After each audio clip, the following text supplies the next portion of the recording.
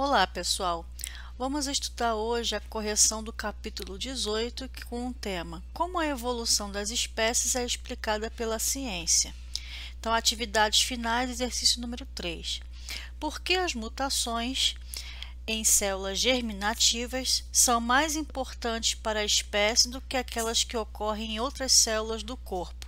Lembrando que células germinativas são os gametas. Então, por meio das células germinativas, as mutações são passadas para os gametas, né? Que consequentemente vão fazer o quê? Passar para as próximas gerações, herdadas, né? No caso, passada de pai para filho. Então, as mutações que ocorrerem nos pais e atingirem os gametas, os filhos, né? Vão ser afetados por essa mutação. 4. Seria correto afirmar que se um réptil habita o deserto, as condições ambientais de elevadas temperaturas favorecerão o aparecimento de mutações que tornam mais aptos à vida nesse ambiente? Apresente argumentos que embasem a sua resposta. Então, nós sabemos que as mutações ocorrem ao acaso. Não é por causa que a temperatura está alta num determinado ambiente é que vai provocar mutações em todos os indivíduos que viverem ali, que habitem ali, né? Então, não. As mutações são alterações que ocorrem ao acaso no material genético do indivíduo, independentemente da vontade de se acontecer isso ou não, e também das pressões seletivas dos ambientes, como por exemplo, no exemplo aí, a relação da temperatura alta. 5. Na natureza, a grande maioria dos gafanhotos é verde. No entanto, uma mutação genética incomum provoca alteração na produção de pigmentos, resultando em animais cor-de-rosa. As fotografias a seguir mostram dois gafanhotos, um normal e o outro portador da mutação. Como Darwin explicaria a predominância de gafanhotos verdes na natureza? Então, você percebe que o gafanhoto verde está pousado no ambiente, né, no caso aqui numa folha verde. Ele fica mais difícil de ser visualizado por um predador do que esse rosa aqui que está numa folha verde. Olha como é que ele fica destacado. Então, qualquer passarinho que passar aqui ou qualquer outro predador vai visualizar bem esse daqui. E esse daqui pode passar despercebido. Então, como é que Darwin explicaria, né, a predominância desse gafanhoto verde aqui em relação ao cor-de-rosa? Justamente pelo processo, né, da seleção natural, em que os gafanhotos cor-de-rosa, por se destacarem mais, né, na vegetação, são mais predados do que os verdes, né? Por isso que os verdes vão ter maior quantidade do que o rosa. 6. A ciência reconhece Charles Darwin como um dos cientistas mais importantes para a compreensão dos processos evolutivos.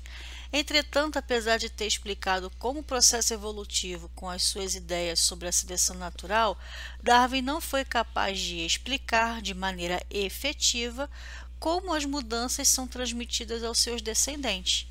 Porque faltava ainda, né, muita coisa para eles, né, em termos de conhecimento naquela época.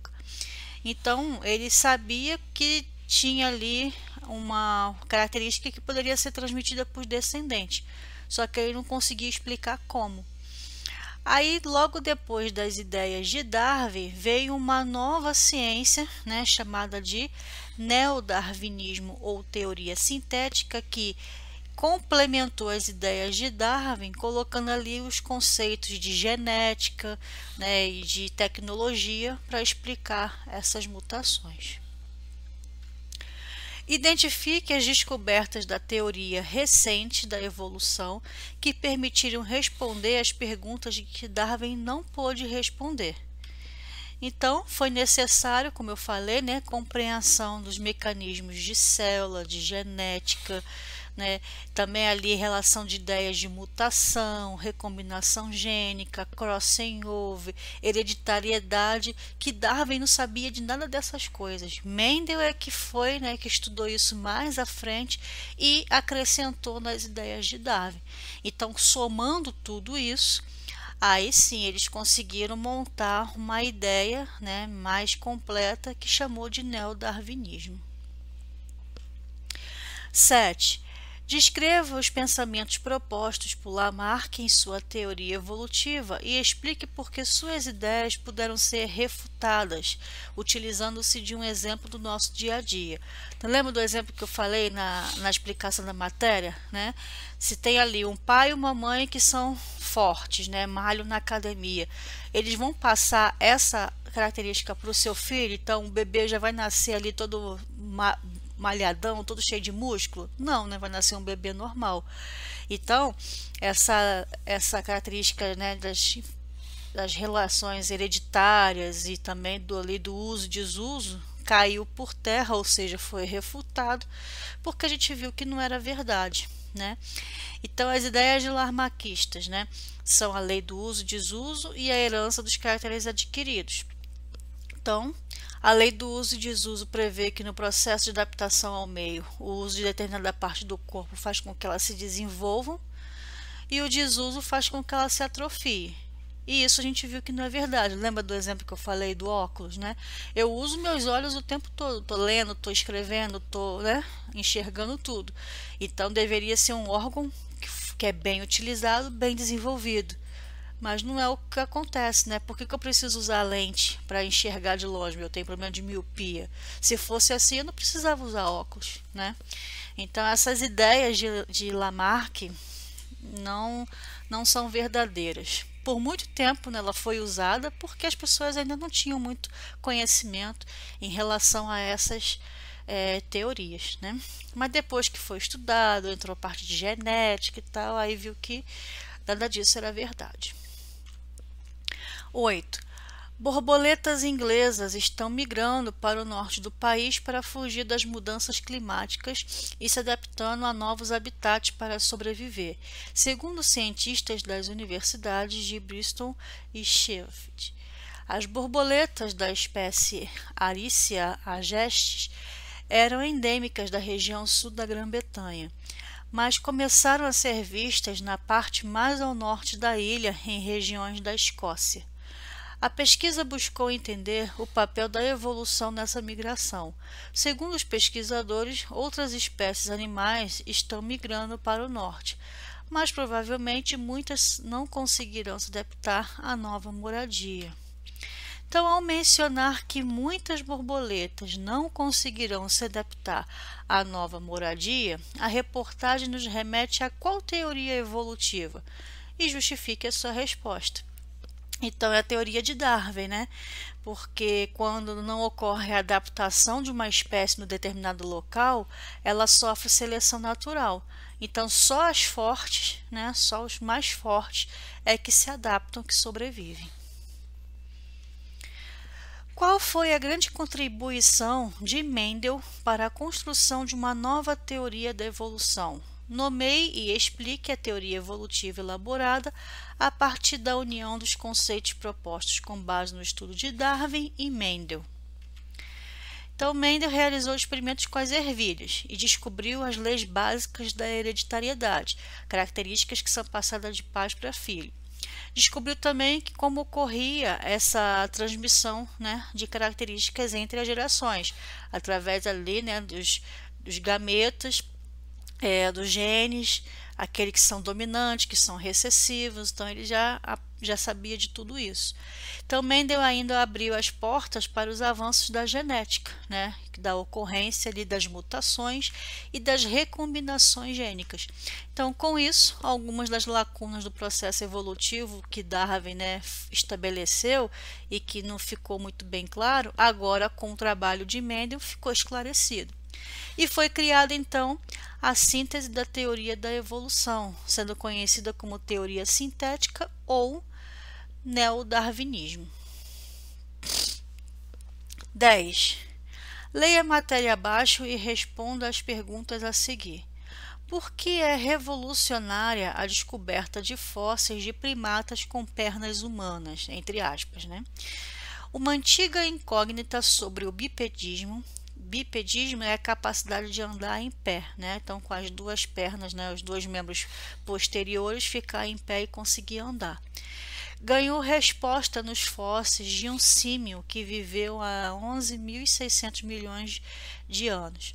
O símio, chamado Denuvius, tinha braços semelhantes ao dos bonobo, também chamado de chimpanzé pigmeu, mas pernas como de ancestrais dos humanos. Andar ereto é uma das características distintivas da espécie humana.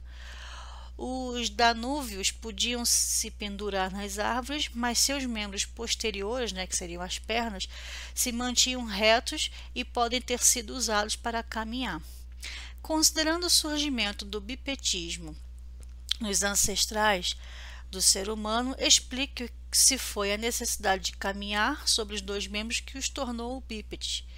Então aqui, essa frase aí, se foi a necessidade de caminhar sobre os dois membros que os tornou bípedes. Isso daí é uma ideia o quê? Lamarckista. Então foi a necessidade de caminhar que fez eles usarem as pernas? Não, isso daí é um olhar de Lamarck, né? Então como seria a resposta? O bipedismo surgiu em razão de mutações que alteram a estrutura anatômica dos ossos e dos músculos. Então, eles conseguem se adaptar ao ambiente, facilidade para poder caçar, locomoção. Então, faz com que eles se adaptem melhor. E isso é um olhar mais darwinista do que lamarckista. Liste 3 vantagens da postura bípede para a sobrevivência dos hominídeos no ambiente onde habitavam. Então, como eu já falei, eles podem se movimentar mais livremente no solo, entre as árvores, os membros anteriores, que seriam os braços, livres para carregar objetos e manejá-los, como armas, alimentos, por exemplo, e mais agilidade devido ao menor contato com o solo, tá? Então, essas são as 3 vantagens da postura bípede. 12. Tartarugas verdes não se tornam macho ou fêmeas por determinação dos cromossomos, como acontece com os mamíferos. Então, nos mamíferos, o que determina o sexo do animal é o tipo de cromossomo sexual que ele possui. No nosso caso, XX são as mulheres, XY são os homens. Então, é um cromossomo sexual, um par de cromossomo sexual que determina o sexo. Na tartaruga não é assim. Não é por determinação de cromossomo sexual. É em relação à temperatura em que os ovos ficam acondicionados. Então, as tartarugas, principalmente as tartarugas marinhas, vou citar o exemplo, elas saem do mar, vão lá para a areia da praia, cavam um buraco, depositam seus ovos ali, enterram, voltam para o mar e nunca mais entram em contato com os filhotes, Aqueles ovos que ficaram ali na areia, enterrados ali na areia, elas cavam até um buraco fundo, mas ficam ali enterrados na areia. Se tiver, numa temperatura de 23,5, 24 graus, vão nascer machos. Agora, se os ovos estiverem numa temperatura acima de 24 graus, vão nascer todos fêmeas. Então, o que determina o sexo das tartarugas é a temperatura em qual os ovos foram ali acondicionados. Então, explique por que é possível afirmar que as mudanças climáticas podem levar as tartarugas verdes à extinção. Então, a gente está vendo aqui qual mudança climática tem ocorrido nos nossos dias bem marcante. O efeito estufa, aquecimento global. Se cada vez mais fica quente o planeta, cada vez mais vai aquecer tudo, tanto a água quanto a areia, vai ficar tudo mais quente. Então, qual é o sexo da tartaruga que vai predominar em relação à temperatura alta? Vão nascer somente o quê? Fêmeas. E como é que vai ter reprodução, Então, e como é que vai ter surgimento de machos se os machos, eles vão ser gerados se for numa temperatura abaixo de 24 e o planeta está esquentando cada vez mais. Então, a tendência é nascer somente o quê? Fêmeas, Então, uma das principais características das mudanças climáticas é o aquecimento global. Com o aumento da temperatura da Terra, a tendência é que só nasçam tartarugas fêmeas, dificultando o processo reprodutivo e podendo levar a espécie em extinção. Questão 13. Em uma floresta úmida vivia uma numerosa população de roedores. Contudo, devido às mudanças climáticas sofridas na região, esta foi ficando cada vez mais desértica. Logo após o estabelecimento da condição de seca, registrou-se uma drástica redução desta população. Pesquisadores, ao analisar os indivíduos da população restante, descobriram que eles apresentavam uma adaptação muito vantajosa ao ambiente seco. O comprimento do intestino grosso era 2 vezes maior do que os outros indivíduos que morreram. Mais tarde, os pesquisadores concluíram que o aumento do intestino era causado por uma mutação. A mutação já existia nesses roedores ou surgiu após o início da condição da seca? Já existia, uma vez que a ocorrência é aleatória, né? Lembra que toda mutação lá acontece ao acaso, né? Então, já existia. Identifique o tipo de seleção natural que atuou sobre a população de roedores. Então, foi a seleção natural do tipo direcional, porque favoreceu os indivíduos com apenas uma característica vantajosa, que é ter o intestino longo. Os que tinham intestino curto morreram. As evidências evolutivas são provas de que a evolução existe. Cite as evidências de evolução e quais permitem traçar relações de parentesco. Então, tem vários aí, né? Tem os fósseis, os órgãos vestigiais, os órgãos homólogos, os análogos, mas os que permitem relação de parentesco são os fósseis, os órgãos homólogos e os órgãos vestigiais. Sob o ponto de vista evolutivo, explique como ocorre o surgimento das superbactérias a partir de uma colônia multidiversa. Então, é através de mutações, né, que conferem ali o quê? Resistência aos antibióticos. Então, se a pessoa toma antibiótico de forma errada e aleatória, não vai ser eficaz para matar a bactéria. Ela vai ficar resistente, vai passar essa mutação para as suas filhas e daqui a pouco todas as bactérias daquela espécie estão resistentes a todos os antibióticos. Mas quando a pessoa precisar tomar um, não vai fazer efeito. Então, dessa forma, em um ambiente onde existam muitas bactérias, a adição de antibiótico vai selecionar as formas resistentes e matará aquelas não resistentes, né, que a gente chama de sensível a antibiótico. 15. As aranhas frequentemente realizam emboscadas para capturar suas presas, que geralmente são insetos polinizadores, como tem na foto aí, né? Abaixo ilustra a aranha camuflada sob a pétala de uma flor. Então ela parece até que faz parte da flor, né? Você nem consegue ver a aranha aqui direito, ó. Tá aqui nessa parte aqui, ó. Né? Olhando assim tudo amarelo, nem dá para perceber. Imagine por um inseto que for pousar aqui para poder pegar o néctar, né? Não vai ver a aranha vai lá, ó, captura ele, né? Então espertinha ela. A seguir, encontra-se 3 frases segundo uma visão evolutiva diferente. Aí ele pede para você escrever se a frase é um pensamento darwinista, neodarwinista ou lamarquista. Tá? Então, vamos lá. Frase 1. As aranhas portadoras de uma mutação que as permitem se camuflar nas flores sobrevivem, se reproduzem mais e deixam mais descendentes. Então, isso daí é uma frase neodarwinista. Ela sofreu uma mutação e ainda passou isso para os seus descendentes. Isso é genética, então é neodarwinista. 2. À medida que a aranha visita a flor, mais parecidas elas se tornam, conferindo vantagem na camuflagem. Não, a aranha não vai ficar dessa cor porque ela fica só visitando essa flor, e se ela for visitar uma flor cor-de-rosa, a aranha vai ficar cor-de-rosa também. Não, não é isso. Isso aí é um olhar o quê? Lamarquista. Não tem nada a ver. 3. As aranhas mais parecidas com as flores possuem maiores adaptações para viverem em ambiente onde pode se camuflar. Então, isso daí é um olhar darwinista. Então, a aranha vai se fazer valer por estar num ambiente parecido com ela para tentar se camuflar. Então, é uma adaptação ao ambiente.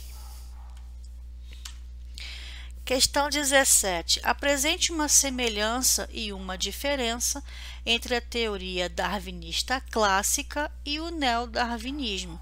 Então, a semelhança é a seleção natural e a diferença encontra-se na utilização das mutações para explicar a variabilidade, né, em relação à genética.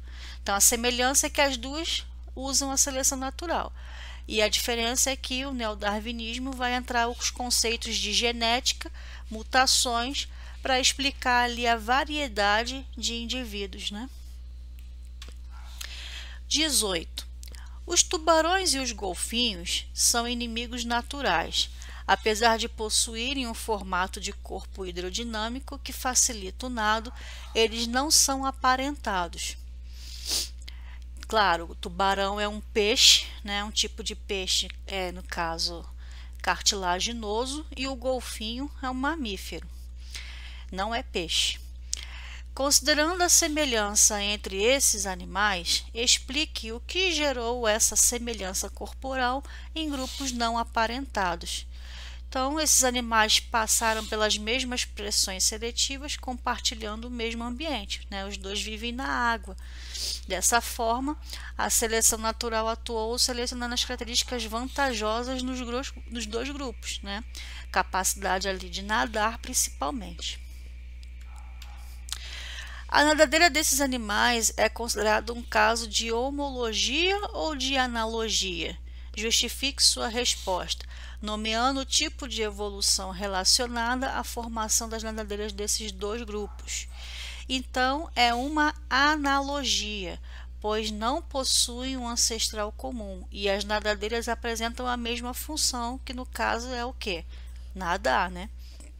E o tipo de evolução aí é convergente, ou seja, os dois são levados a um mesmo ponto em comum, precisam nadar.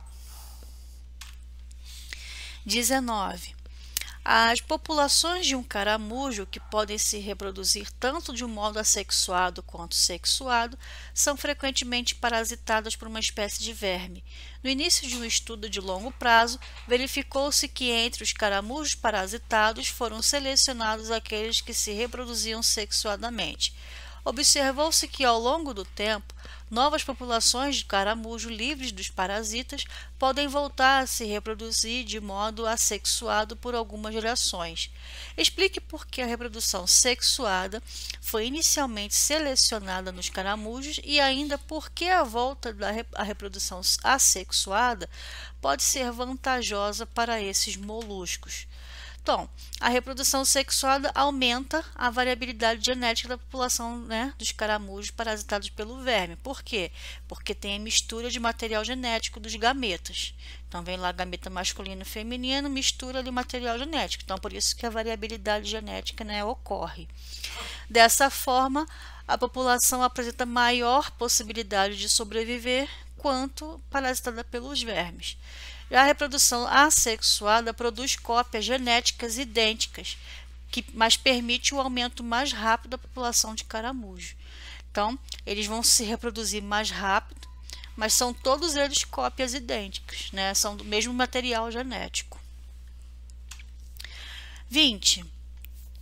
Segundo a perspectiva de alguns cientistas, as alterações climáticas decorrentes do aquecimento global podem estar provocando mudanças nos processos adaptativos de seres vivos. Justifique essa perspectiva com base nas seguintes propostas: teoria evolutiva de Lamarck e o neodarwinismo. Então, vamos ver primeiro o olhar, né, de Lamarck sobre esse assunto. Então, Lamarck, né, falava que os seres vivos estariam se adaptando conforme a lei do uso e desuso, segundo o qual o que não é usado desaparece e o que é usado se desenvolve e é transmitido a gerações futuras. Então, esse era o olhar de Lamarck.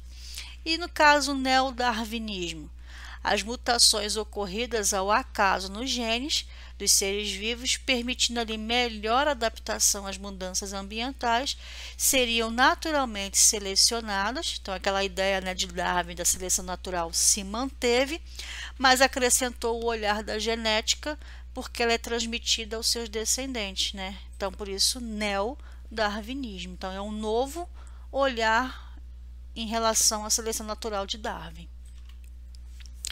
21.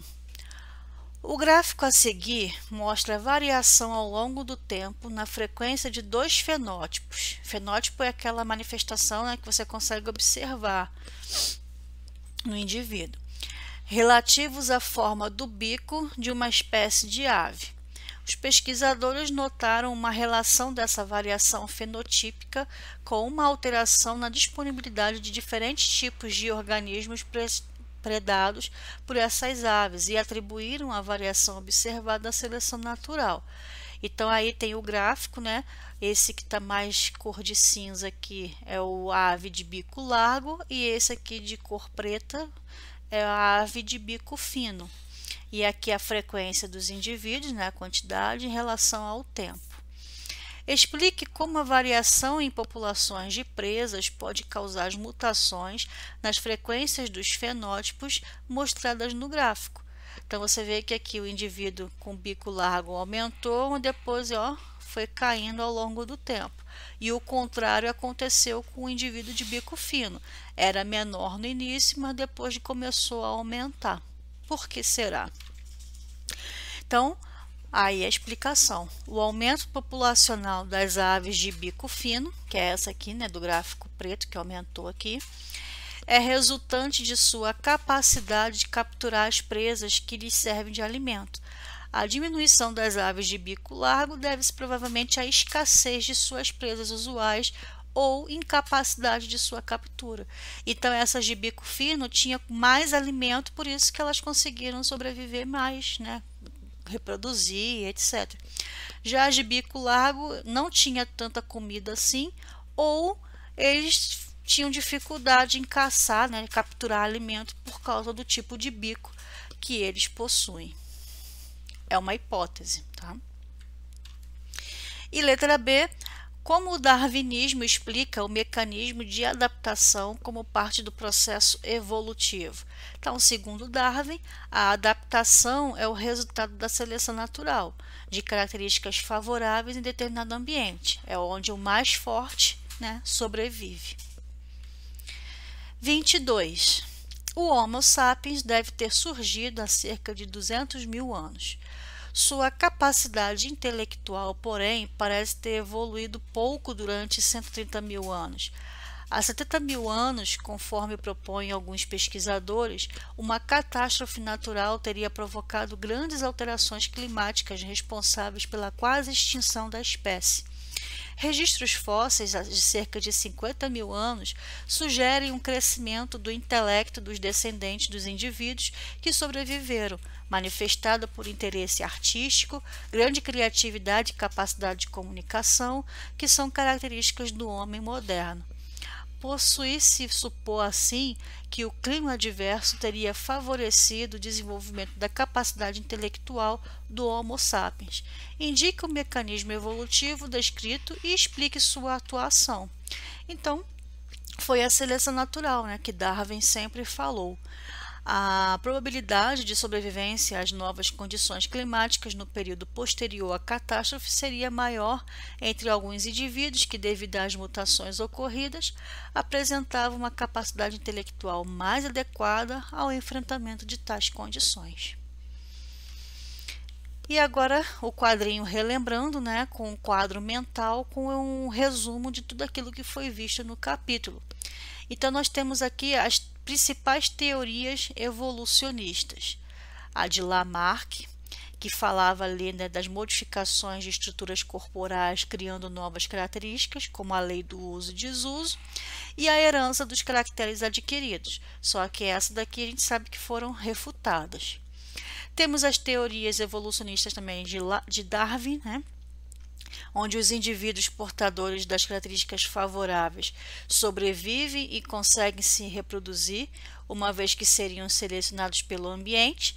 Aí nós temos aqui todos os tipos de seleção: a seleção natural, a seleção direcional, que favorece um fenótipo, a disruptiva e a estabilizadora, que elimina fenótipos extremos. E a mais nova, né, mais moderna, que é o neodarwinismo, que envolve conceitos de mutação, deriva gênica, crossing over, segregação independente e migração, tá? Então, tudo isso aqui, né, é o que foi visto aí no capítulo. Se ficou alguma dúvida, é só me mandar uma mensagem e até o próximo assunto. Então, tchau, tchau.